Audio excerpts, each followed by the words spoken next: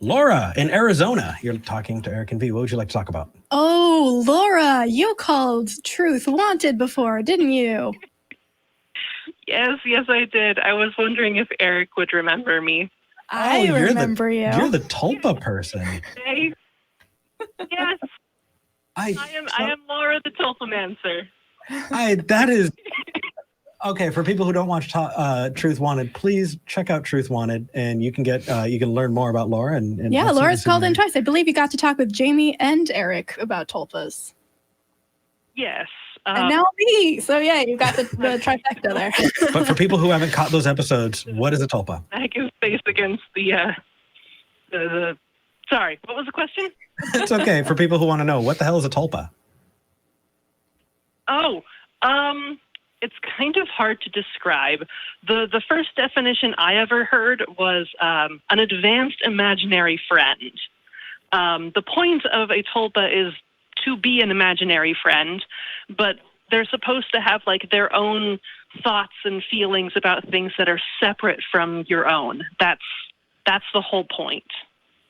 And that they can like talk and do things on their own without you as a person actually like making them do stuff.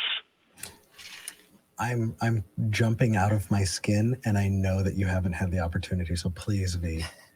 Otherwise, I'll steamroll it. All right. So, Laura, I have a question. Can other people interact with an individual's tulpa? So say you had a tulpa, and I know you do because I've listened to the other calls. Can other people interact with that tulpa in a way that they can determine whether or not it exists? Not exactly, at least not in the way that I understand tulpas. Okay. The only way that a tulpa can interact with the like actual real world is through the host's senses. So like my tulpa, Russell, the only way that he would be able to see the real world is through my eyes. The only way that he can hear things is through my ears. Okay, and so you're using the term the real world. Is there an unreal world? What is the alternative that the tulpa is interacting with? For lack of a better term, the term of the mental plane. Just whatever imaginary stuff you can make up in your mind. Okay, so there's the imaginary world and the real world, and the tulpas exist in the imaginary world and can interact with the real world through you, the host. Yes. Okay, so if something exists purely in the imaginary world, wouldn't we call it imaginary and there by definition not real? Yeah, I guess you can say that. It's as real as anything else that goes on in your brain. Okay, well, can we scan for it? If it's as real as anything else, I'm assuming like lighting up at some a part of your brain lighting up when you recognize someone's face, or you hear a joke, or you feel sad. You can scan those things on like an MRI type thing. Can you do the same with can you determine where an imaginary friend lives in your brain? I would assume so. I actually thought about that while I was on hold, but I actually haven't looked at... Okay, I'll say this first. I usually work graveyard, so I wasn't planning on being awake while the stream was live. Okay. I think for me, at this point, you have given me a concept. You've given me a concept right here, and it's fascinating. And as somebody who loves fantasy and loves sci-fi, like I can buy into this in an imaginary sense and be like, cool, that's an awesome imaginary thing.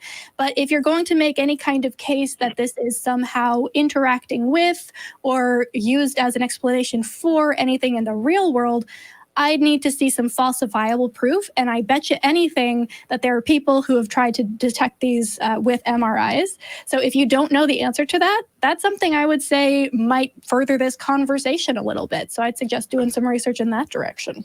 See, Unfortunately, that in particular is actually a huge problem in the tulpa community. It's so hard to actually find like literal evidence that tulpas exist. Is that maybe a good sign that they don't?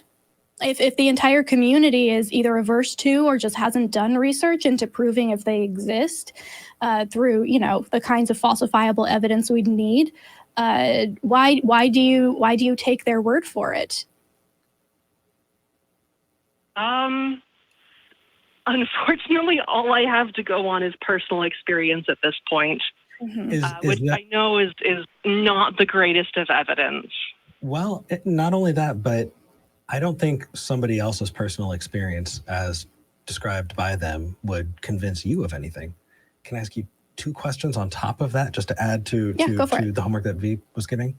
One of them is, can a mind exist outside of a body? No. Okay, so you're saying tulpas don't have minds? No, they just share my brain. The brain matter in my skull is shared by myself and my tulpa. Okay, so that means it only exists inside of you. Like, it cannot exist outside of your brain. Yes. Okay, so is there any difference between somebody who believes in tulpas and someone who's schizophrenic? That is also a really big problem in the tulpa community. Where a lot of people who don't really understand it have accused us of basically making ourselves schizophrenic. From what I know, let's see if I can say this right. So schizophrenia in particular has actual physical manifestations in the brain. I've seen some brain scans of it. It actually looks like large pockets in the brain where there's not brain matter. There's whatever juices are in the brain that keep you from knocking your brain against your skull. So I think, sorry, I have somewhere I want to go with this, but I do want to leave you guys to finish out your conversation. I'll be quick, and I know we have a couple of other callers. Yeah. But what I wanted to really get in there with is I think that the idea of tulpas, especially when applied to mental health, can be very detrimental to someone's diagnosis and recovery.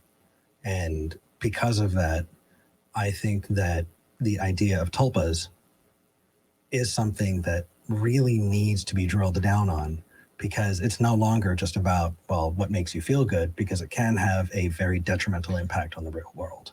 Right. I have a friend who has dissociative identity disorder, DID, and she has alters. That's another thing that gets pulled into the tulpa community as well, which and I don't think you can make yourself schizophrenic. You can't make yourself have DID. That is a neurological condition that you either acquire through an accident or genetically.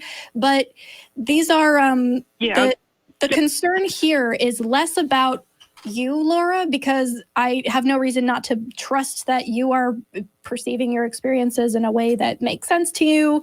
But my concern is that talking about tulpas as something that is beneficial or an explanation for an experience that you are sharing your brain with more than one personality, with an alter or multiple alters, could stop people from getting the counseling and the help that they need. And so I think it's an interesting conversation, and I would love to continue this another time. But I think I need to be a responsible host for a minute and say that as somebody talking about this, definitely if you are feeling like that is something that you are dealing with, that's a good sign that you need to go get checked out by a psychiatrist, I'd say.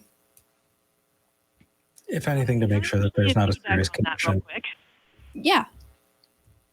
That from what I understand, and again, layman's perspective, things like DID or multiple personalities, those are generally caused by some kind of traumatic experience, whereas a tulpa is generally created over a long period of time, and it's created. Laura, there's a word I want. Gosh dang it!